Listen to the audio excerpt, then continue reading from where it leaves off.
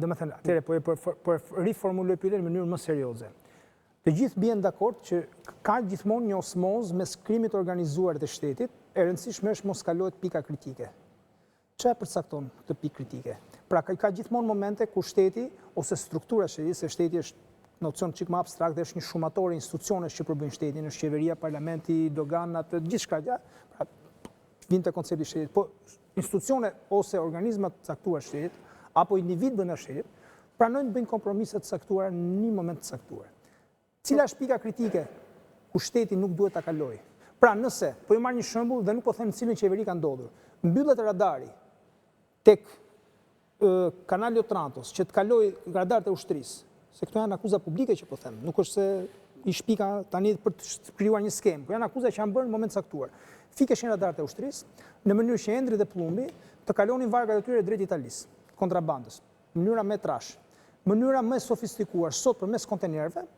Filan kontener, sepse dhe kontrolli, të gjithë inspektoratet kontroll në pikat e kalimit kufitare bëjnë të rastësishëm, ose ku kanë indicie. Me përzgjedhje. Me përzgjedhje. Nuk kontrollohet konteneri që solli Plumbi dhe Endri. Prandaj po them, ku kjo lloj osmoze, kjo lloj shkrirje elementit kriminal me shtetin, që ka ndodhur gjithmonë në të gjitha qeveritë, kthehet në problematike për vetë marrëvajtjen e shtetit. Problematike ngelet në mënyrë permanente. Sa herë që të ketë strukturat caktuara shtetërore që konvergojnë me këto grupet kriminale, sigurisht që është një problem dhe një problem që duhet gjithnjë identifikuar, sepse në mënyrë krejt instinktive ai do të marrë gjithnjë për masat më të mëdha. Kjo është në një koncept përgjithshëm. Megjithatë, lidhur me pyetjen dhe diskutimin që bëhet juve, në përgjithësi unë kam një perceptimin tim për këto problematikat që atë që di, atë që lexoj, atë që kanë përjetuar dhe atë që thonë mediat. Dhe ka herës një konglomerat të pasaktë. Ta ndryshoni pak radhën, ta filloni nga ajo që dini që keni përjetuar dhe pastaj çfarë themi në media? Jo, do ta them edhe atë, po jo do të them një diçka që di dhe që ka thënë media gabim. Okej, pa. Mendoj që mund ta them. Po, jo, patjetër. Për shembull këtë çështjen e radarëve, nuk qëndron fare.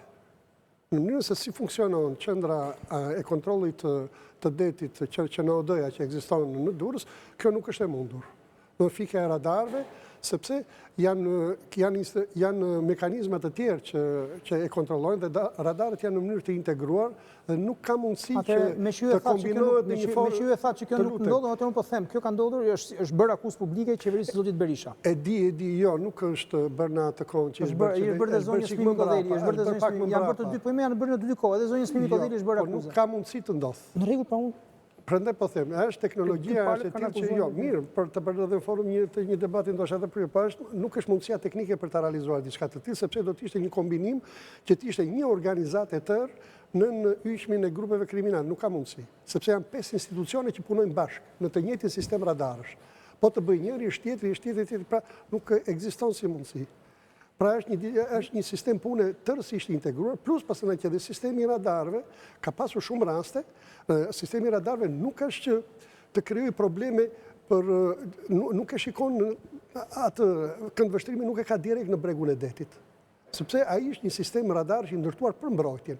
Pra është presupozuar që rreziku që vjen drejt Shqipërisë, për të kapi distancë qartë, okej. Por u adoptua për çështjet e sigurisë publike, pra për çështjet dhe ata radarët u vendosën në mënyrë të tillë që të kapi sa më afër mjetin që largohet drejt Italisë, por nuk e kapin dot aq afër, sepse lidhej edhe me madhësinë e mjetit, sepse pati një moment, për shembull, kur u ritën ato kapjet e kanabisit në det, filluan ndryshuan teknologjinë edhe këto trafikantët. Merrnin gomone të vogla që nuk i kapte dot radari. Është shumë kompleks si problem. Si historia e dronëve në aeronautikë sot, që janë dronë të vegjël kamikazë ose fluturojnë që mos i kapi radari. Është kaq komplekse kjo situatë sa që nuk mund të thua që u fik radari edhe të krijohet një ide, domethënë që këtu mafia bëri gjithçka.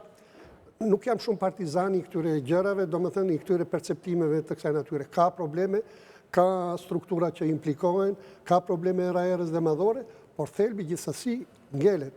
Nësa pika e vlimit që thoni ju, pastaj është një histori e gjatë për t'u analizuar dhe se si janë gjëra dhe nuk është që mund t'ja japësh përgjigje me një po ose jo, ose në kaq ose aq. Janë situata dhe skenar të shumë për t'u analizuar. Atëherë me që përfitova nga prania e zotit Yzeire dhe zotit Çano në studio, që kanë përjetuar këto në periudhë goxha të hershme eksperiencën drejtuese dhe po e vazhdoj atje. A mund të thuhet që grupet kriminale po e quaj grupet. Ju po doni, më thoni, nuk janë grupe, janë më shumë se grupe, janë organizata, pra një nivel më lartë organizimi, po marrë veshën e fjalës si quajmë grupe. Kanë evoluar njësoj me evoluimin e ekonomisë shqiptare, me evoluimin e kalimit, zoti Yzeri tha, ndrimi sistemit i solli, kriminalitetin, i cili ishin kriminalitet ordinar, dhe u bë thjesht biznes në mënyra tjera pastaj. Thjesht në biznes në mënyrë të paligjshme. Për të sqaruar që përfundimisht atë pyetjen e parë që shtruat, nëse ka orientuar shteti, është dakordsuar shteti me kriminalitetin. Këtë frym, këtë nuancë kishte pyetja? Jo, si ishte kështu. Domethënë, ishte për juve pyetja ishte specifike, pra para 90-s, mirë thash, para 90-s ishte shteti që bënte çfarë lloj aktiviteti për interesa thatë juve se ashtu e gjykonte. Ishte mbas 90-s. Pra ishte për të marrë dhe një konfirmim që po Shqipëria në kohën e diktaturës ka bërë trafik cigaresh sepse ashtu e ka menduar dhe etj. Pra ishte për të marrë një lloj konfirmimi të heshtur. Po ajo pjesë nuk është se më intereson shumë dhe nuk besoj se është përveç kuriozitetit ka ndonjë gjë për publikun. Pjesa 90 mbrapa. Unë mendoj kështu. Pavarësisht këto 30 e ca vjet, si kanë qenë uljet e ngritjet e shtetit shqiptar, të qeverisjes, të faktorit politik, ekonomik e me radhë. Asnjë qeveri nuk ka qenë e pajtuar me kriminalitetin. Të gjithë kanë deklaruar në programet e tyre, në legjislacionin, me ndërtimin e institucioneve, ta luftojnë, ta parandalojnë, ta godasin. Po e kanë përdorur. Jem dakord? Po, formalisht e kanë deklaruar. Pra, formalisht dhe në rrugë institucionale, politikat kanë qenë kundër krimit. Strukturat veçanta,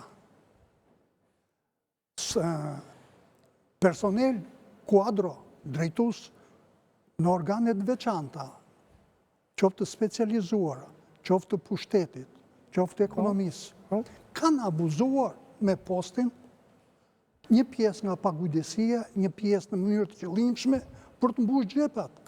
Dhe nuk mund të akuzojmë gjithë shtetin. Shteti është një sistem i tërë, organesh, institucionesh politikash, tani strukturat veçanta, ta zëmë strukturat e doganës, policisë kufitare, për shembull, tatimet, e njësoj probleme e tjera.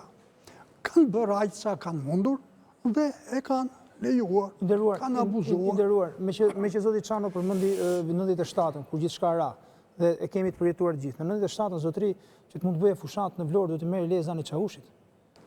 Që nga Indieri Sabrigodo, Skënder Gjinushi, e të gjithë politikanët, e të gjithë, po,